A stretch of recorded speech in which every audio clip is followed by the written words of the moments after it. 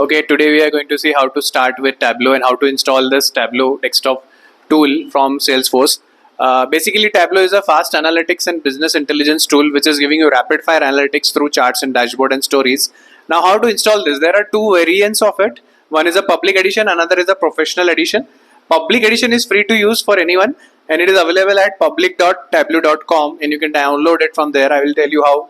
Secondly, there is a professional edition with more features like connecting with database and all that stuff and publishing your result on online or your own server. And this is a $75 per month product which you can get it for free if you are a student. And if you are a student, you can get it for free for 1 year thanks to an association with a college of Nagpur. You have to upload your ID card at this particular URL, which is tableau.com/academic/student. And there is a 14-day trial as well if you want to use it without uploading any document. Let's see how it is done.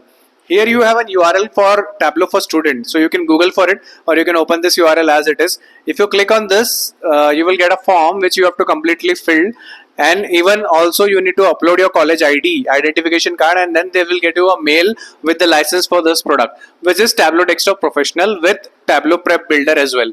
Secondly, you can go to this website which is public.tableau.com. Here you can click on this, sign up for Tableau Public, and after signing up you can download this from this edition, and this is free to use, but you cannot upload your data onto Tableau server. It has to be there on Tableau Public and you cannot save it offline. Similarly, the technical specification are 8.1, 10 and Windows 11, or you can also get it for Mac, which is something Power BI doesn't support. And similarly, Core i3 is required minimum 4GB RAM, 2GB hard drive, CPU must support this, and that's it, the requirement for this. And you can also download a trial version from this particular website. You can see the URL here.